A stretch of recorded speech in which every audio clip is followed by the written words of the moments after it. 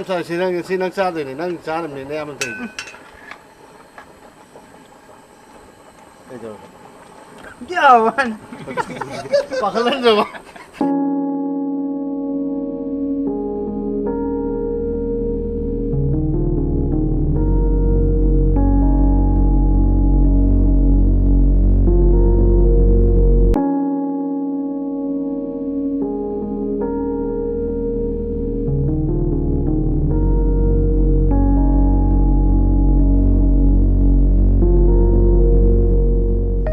Hi, ma'am. Kumain tawag yan nung ngayon ganina sa tawi tingtong doon dagti video haba sungam dre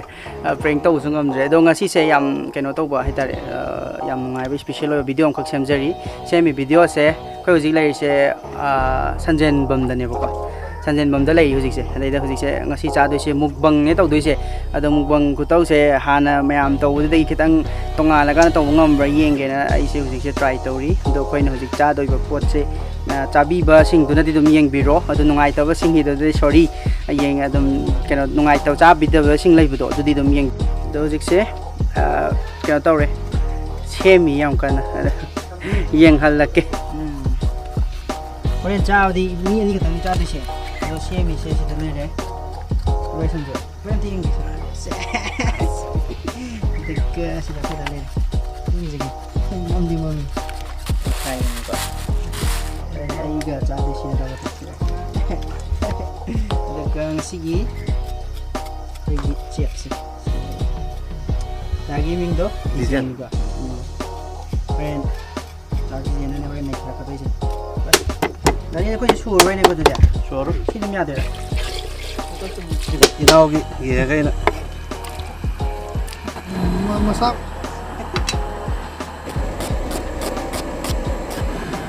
miskan de to masala na malam itu wah Dazon pun dah.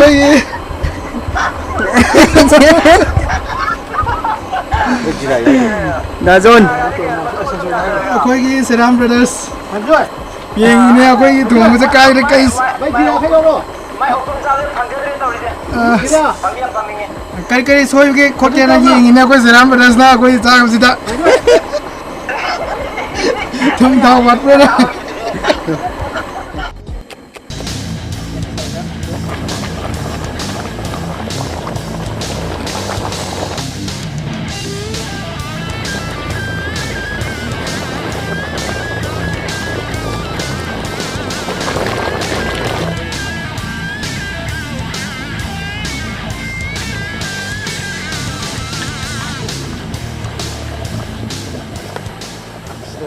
Tadi yang mana tinggal orang tu? Ha, Tadi dari kan, saya hari tu luar hero tu. ada si kota siapa? Kota siapa? Saya awal luar tadi kan. Ada, kau tu macam mana jadi? Dari nada kita ni Korea ada. Mun lah cah je. Mun lah. Nak mau ni, kau malu kita ni hari ni. Kau boleh. Ni video dah ni mesti.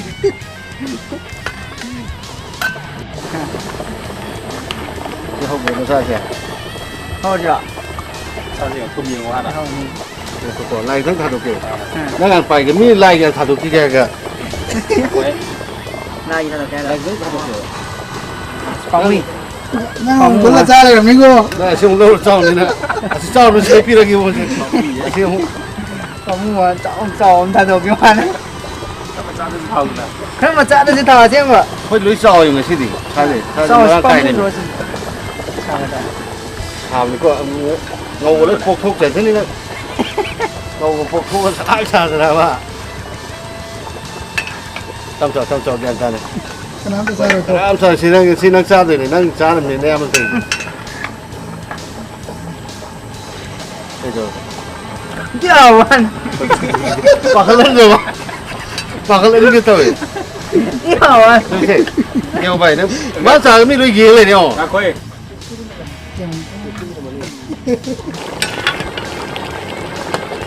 Này nó mày. Không thằng cha kìa nào. Ui. Không mang gì thế. Mà đi hạt đi à. Đấy thì không mang à thằng ai đâu. Kalian tadi janji like to like to.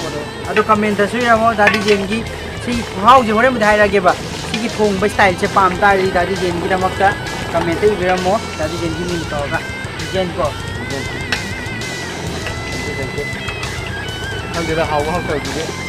남이 보이고 보이나 hậu đi hậu đâu hậu như thế nào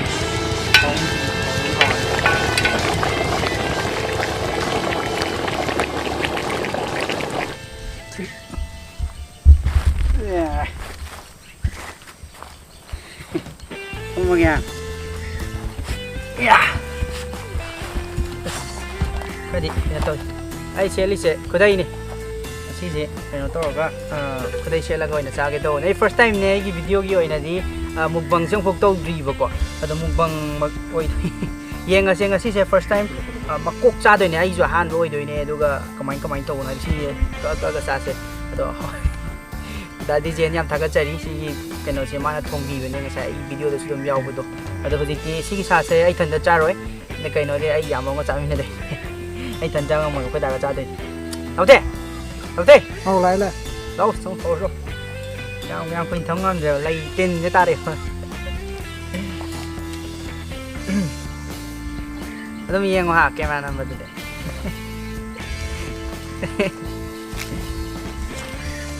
Ủa gì đó rồi xem bắt đầu Xây đi làm gì sáng không này tao có thể xin nào coi đã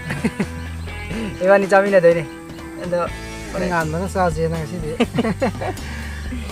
yam basa bata na mana te ko sidi Man. ngam ni cha si ba Man. ho ta ho thau ho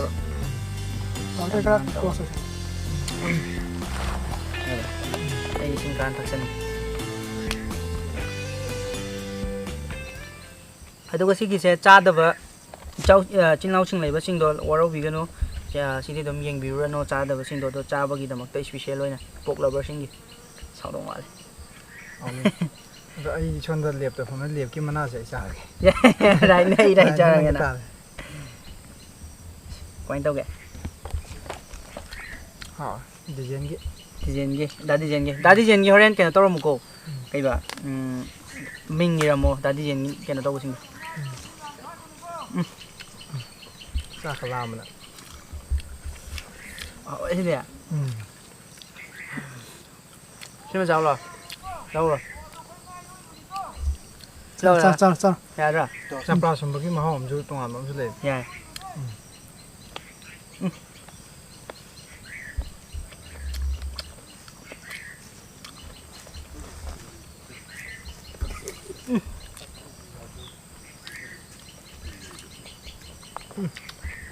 chặt ra gặp các liều mà họ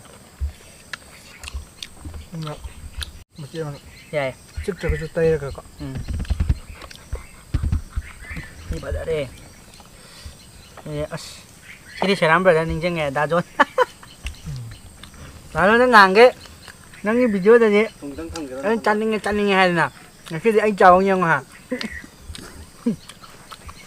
hỏi gì Champra bác em hòm thôi đấy Champra bác em hòm thôi cái gì giờ cả thì nó hầu Champra này thì Champra thì chỉ quay nắp đây cho cái gì thì để chơi bên này nhầm hòm vậy cô thực thì hiểu sao chứ nếu ngang vào thì ngang mà nó khá ngang và hiểu nó đúng ngang mà sao mà sẽ cái làm sao cái gì thì ngang mà cái hàng cái cái đơn này nè cái này sao đi đâu có hay quá nhỉ vợ anh y cái gì anh chào thằng xa cái video thì dòng chơi cái người ta hay rồi quay đâu nhỉ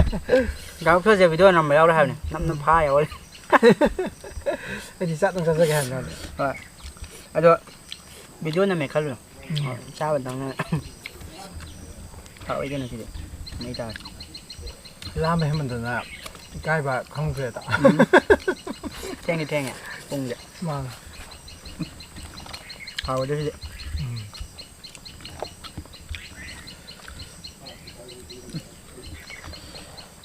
bạn chắc hầu có gì không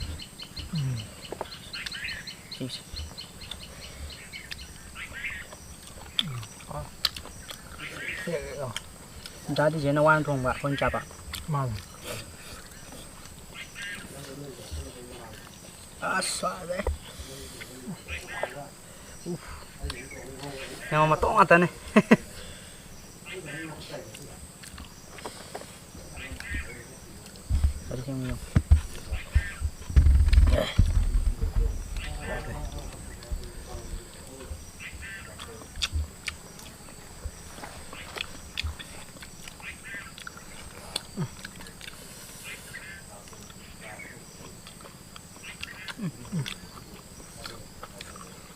มาทุกอันใจที่หนึ่ง มาทั้งเลยโอ๊กแจะมาพุ่มจ้าเลยสิ กุ๊กต่อ มาโก้ ทองไปที่ไม่ต้องกระจังเนี่ยหรือว่า ที่ว่าคือมาหมายจังหวัด มาใช้เทรลเนี่ยคือดาดีเจนเกะ like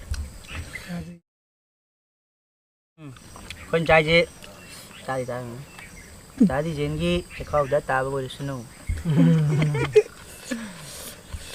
เอาสุดเจ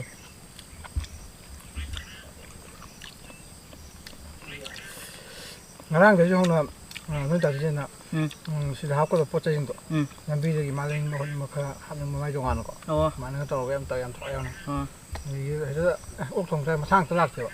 มาอยู่ที่สิปีที่ทับไปจริงจ้ะให้ดูสุดยอดดีเลยสิ่งผมไม่มาน่าจะให้มันใกล้ปนนะโอ้ตัววันนะฮับเลยห้าวเคยมาจากจีเอ็มจะพอลิเวอร์พูลนิยมมาเปล่ามีที่มาเดี๋ยวไปอายุสิบปีมันเลยจะได้สิก็อยู่ในกวน เอาก็em xí váy đây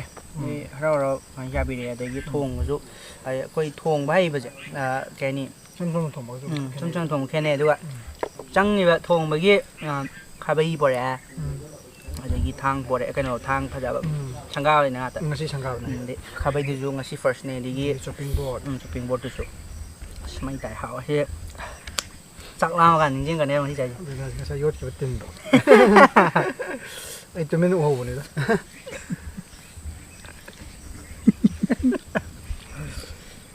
แล้วก็สกายจะชิมมาจากนึงก็พาวเวอร์นี่แหละยศดีกว่าสกายเดียว mana adi how da how saga มาเนี่ยยศก็ได้ไอ้ยศเดียวก็ได้นะตัวนี้นะถึงตัวก็ยศ cái nào ไอ้ที่งำเดร ai cô xem sao chứ ไอ้ที่งำเดรงานของคนน่ะพี่น้อง đào theo quát tre ปุ๊กปิ๊กทะเลอ่ะ cô thấy cái gì à mà thông năng rồi ก็ได้ก็เลยเต่าเดินน้ำไม่ก็เลยเต่าเดินโอ้โหกอกจ้าได้งานมันเอา cái nó sang ngay sẽ lại tôi skill cái nó ngắt tầng ngay đấy sao luôn ngắt tầng ngay đấyดูนะมาใช้กี่ซี่มาฆ่าตรงไอ้ยังใจตกเลยอะไรเฮ้ยสิดิ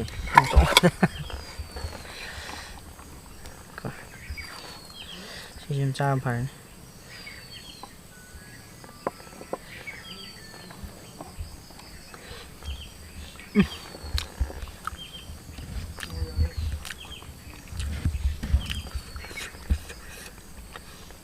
ที่น้ำหอมตกทะเลมั้งเอาเถอะเราคิดว่าชิ้นน้องหอยจ้ะตามเช่า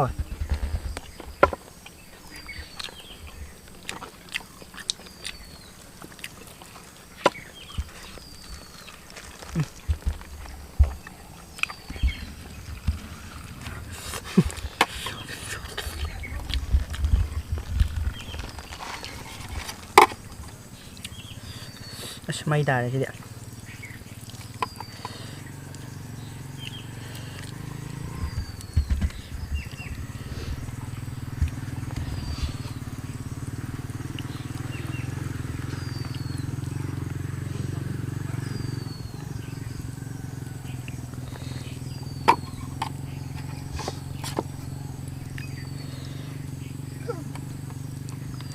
มันนั่นเลยนะเด้อของมันดันไอ้ยามเป็นตาเลยเด้อ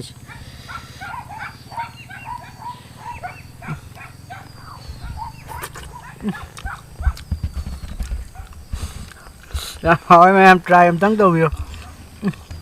ว้าวเด้อ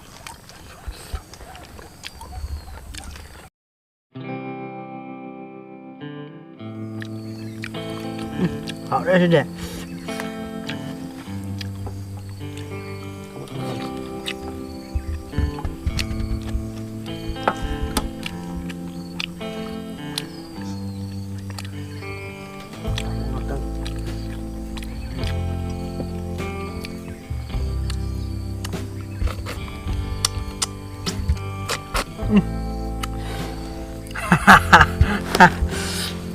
คนได้แกนเป็นตาได้นำไม่รู้นำทุกวันเลยเอาได้ทีเดียวไม่ยันซื้อมาเลยอ่ะไปทะเลเข้ามา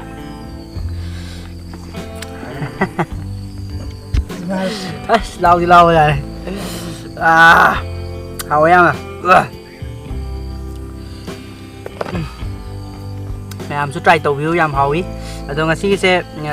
cái nó giang coi cái bọc cái nó một cốc sẽ tàu cái gì đó ai cái mà tiếng em trong bằng vì sẽ coi first đã bộ thế này cái ngay mà thôi cái ngâm nên là đó đã đi em thay cái chơi giang em hào ấy đó mẹ em sẽ comment tàu vì là mua đó cái bài sân rồi sai thùng một thằng cái đầu mà lại cái trên bi này mà phong gì mà trên bi đấy đó cái nó chỉ lấy mà phong gì sanjen bầm đây này bọc à sanjen bầm đây cái bầm mình salak kun này nè đã bôi hơi gì đã bôi na cái yam bầm mà cái nào farm xí mà pu này đôi đã đôi này yam rau tàu cái farm xí tàu cái trên bi này yam thằng cái chơi đã bớt sốแต่ mẹ emได้số like tàu vi ramu comment tàu vi ramuเอาcái mẹ em mà thằng gì đã đi cầm mà cốc cha xí cái comment tao mẹ đó poki mà cốc xí mà đi yam ti hao ai first time này chạy xeเอาcái đã đi chơi nó thùng vậy này khăng để mà sai hao thằng yam hao phải nát rồi yam hao mà sáng mày thà ra ai này yam ai preng tàu nên có gì địa sáng mà này mà sai đi chứ ra đây tôi yam hao tôi vậy bao nhiêu bông yam hao à yam hao đấy đó mà thằng đã cây một cục trà gì cái đó mẹ chúng comment tàu rồi đi mà pan thuốc đó mình preng tàu đó mà phong chả tàu đó ngai kì bà ông cái tàu giờ mình ní mẹ số comment tàu video like tàu video đó mà thằng cái video ngai đó lấy video đó ngay khi cái này đi xoay chỉ là xin ra cái ông mà thằng video ngai đó lấy video ngay khi cái này đi bye bye